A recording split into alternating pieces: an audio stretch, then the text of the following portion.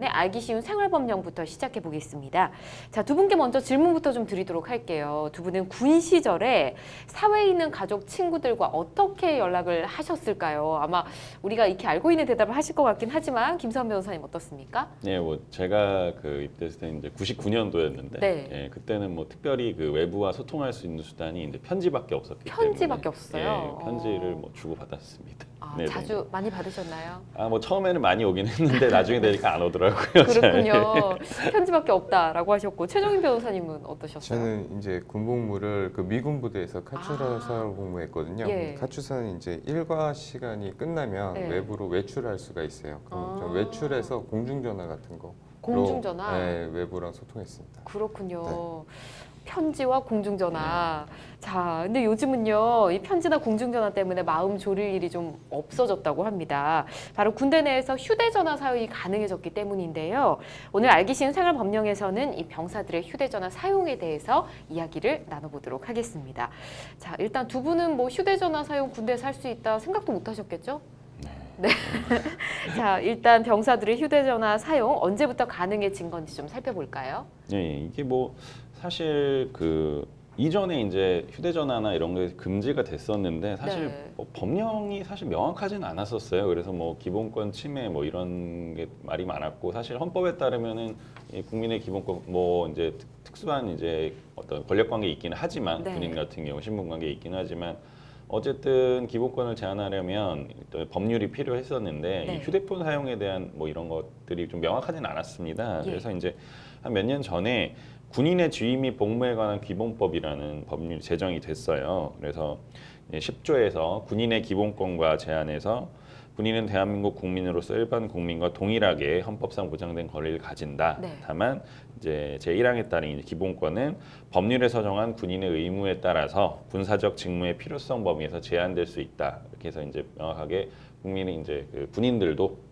당연히 국민의 하나로서 기본권이 보장이 되되 다만 이제 일정한 범위 내에서 제한을 할 수 있다고 법률에서 네. 명확히 규정을 했습니다.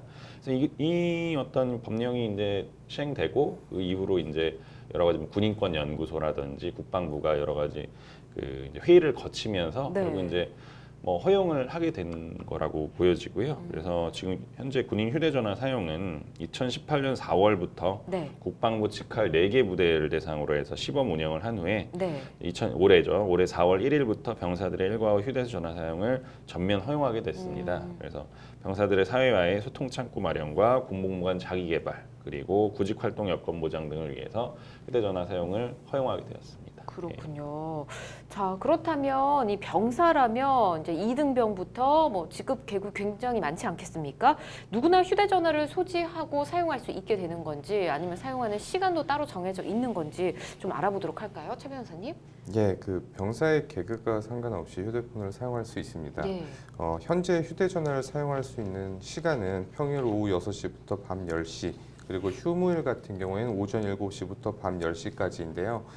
최근 병사들의 휴대전화 사용 시간이 점호 준비 등에 영향을 미친다는 이제 부대 의견을 수렴해서 휴대전화 사용 시간을 변경을 할 예정이라고 합니다. 네. 평일 같은 경우에는 오후 6시부터 밤 10시까지였는데 오후 6시부터 밤 9시까지로, 그리고 휴무일 같은 경우에는 오전 7시부터 밤 10시까지였는데 오전 8시 반부터 오후 9시까지로 조정할 예정이라고 합니다. 네. 다만 이제 조정이 이루어짐으로 인해서 사용이 불가해지는 오후 9시부터 오후 10시까지, 그리고 휴무일 오전 7시부터 오전 8시 반까지는 지휘관 재량 하에서 사용 시간이 연장될 수 있다라고 하고요. 예. 또 장기간 이제 외부와 소통이 제한되는 해외 파병 부대 같은 경우에는 병사들의 심리적 안정과 사기 진작을 위해서 일정 시각 그리고 일정 장소에서 영상 통화까지도 허용할 수 있다라고 합니다. 영상 통화도 할 수 있게 네네. 되는군요.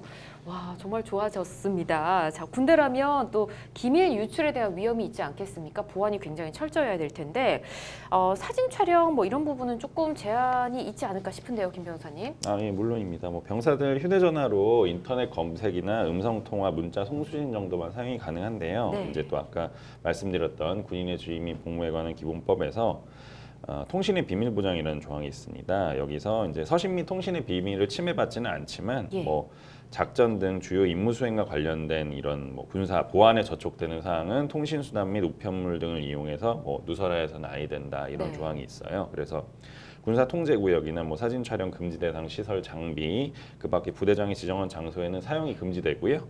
부대별 여건을 고려해서 지휘관 판단하에 뭐 사용 장소가 조정이 됩니다. 네, 예. 그렇군요.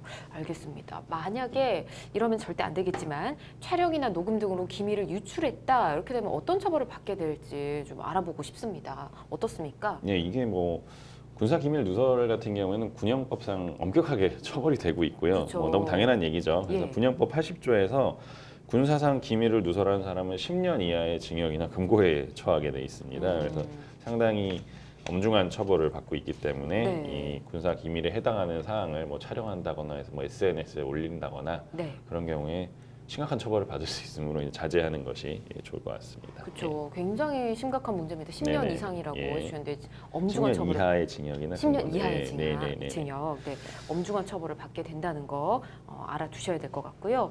이 병사들의 휴대전화 사용이 전면 시행되기 전부터 찬반 논란이 굉장히 뜨겁긴 했지만 그런 우려와는 달리 아직까지는 뭐 큰 문제는 없는 것 같습니다.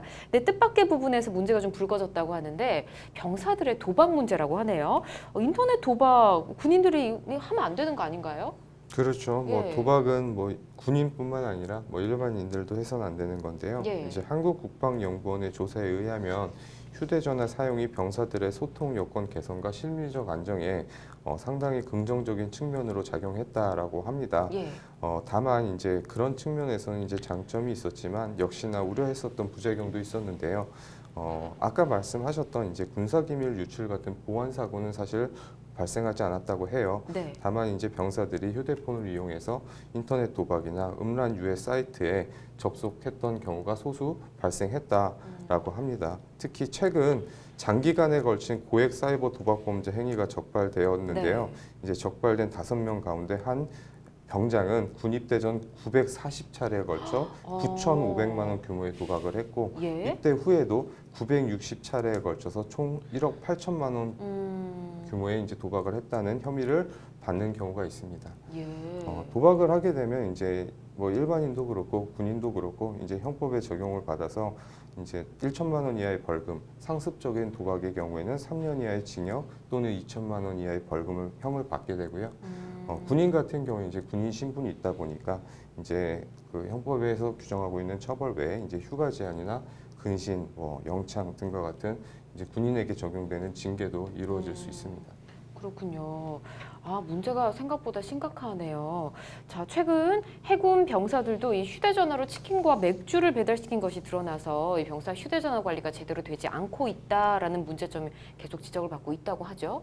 예, 예. 이 사건은 해군 교육사령부 병사들인데요. 예. 새벽 경계 근무 시간에 초소를 비워두고 음. 술판을 벌이다가 적발돼서 이제 군이 조사 중인 걸로 뒤늦게 확인이 됐습니다.